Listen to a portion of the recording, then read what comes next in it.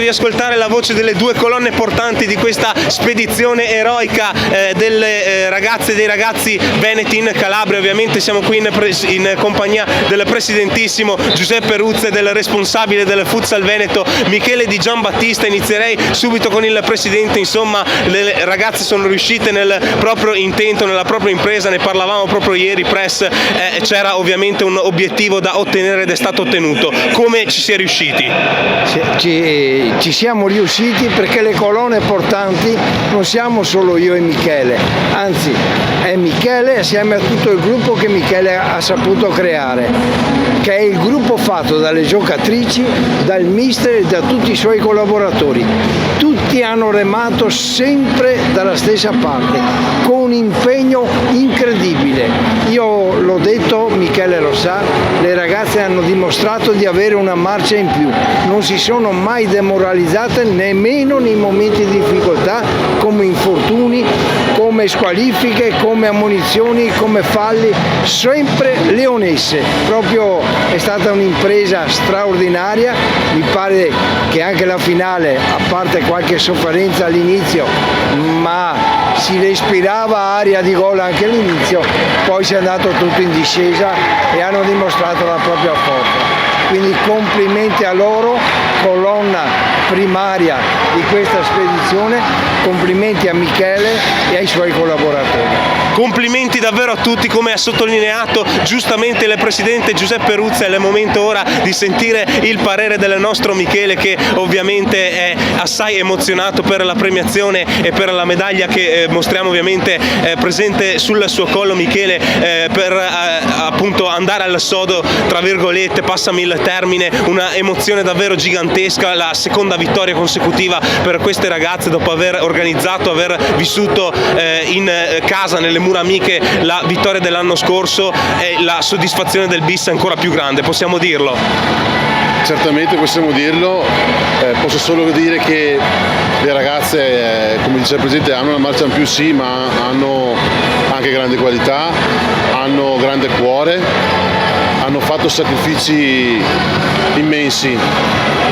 Ci sono ragazze che avevano infortuni, o meglio avevano qualche acciacco, hanno rischiato un infortunio grave, ma non hanno mollato un centimetro e sono scese in campo più determinate che mai. Ha fatto bene prima il Presidente a sottolineare il gruppo, lo staff. Io ho visto persone lavorare di notte anche per sistemare le cose, ho visto persone che hanno fatto cose incredibili. Per non dimenticare e sottolineare l'importanza anche dei nostri medici, della nostra massaggiatrice, che ha fatto un lavoro incredibile per tenere le ragazze sempre pronte fino a un secondo prima dell'inizio gara. Quindi, che dire, l'emozione è immensa, come hai detto tu, c'è da ringraziare tantissime persone. Il Presidente, che ci ha messo in condizioni di fare un'organizzazione immensa, perché le risorse messe a disposizione, l'attenzione che ha messo lui in primis è roba per pochi, insomma. E poi c'è da ringraziare anche tanto le società che allenano queste ragazze tutto l'anno, il nostro mister, la nostra Agata, e per non dimenticare poi uno su tutti, lasciatemelo dire, Osvaldo Bonora, che il mitico Osvaldo. Sì, è magia, quest'uomo ha magia. Ecco, appunto, per quanto riguarda ovviamente, oltre i ringraziamenti che erano ovviamente doverosi, ti ringraziamo per averli elencati tutti dal primo all'ultimo, caro Michele. C'è ovviamente un auspicio, o meglio c'era ovviamente all'inizio della spedizione, ovvero quello di confermare che il movimento del Futsal Veneto fosse in crescita, e direi che questi 8 giorni hanno confermato egregiamente le nostre attese. Insomma, è un calcio a 5 quello veneto, che sta sempre diventando più protagonista, sta sempre dicendo la sua in maniera egregia. Possiamo confermarlo? Direi di sì, magari per qualche disattento può essere magari qualche risultato magari non soddisfa in realtà io direi che invece il movimento ha giocato a testa, cioè ha giocato, tutte le partite hanno giocato a testa alta. La 15 ha sfiorato una finale per un niente, contro un'ottima regione, contro un'ottima Marche. La 17 secondo me ha fatto una gran partita con un grande Piemonte e posso dire che in finale si è visto, con rispetto parlando per tutti, credo che la 17 è stata sfortunata perché fare un girone come quello nostro, complicatissimo, con regioni importanti, e essere poi tra virgolette sfortunati nel sorteggio e giocare alla pari con una rappresentativa come quella del Piemonte, che ha grandi qualità, che io credo che il movimento deve essere contento, perché è la formazione dei ragazzi che conta.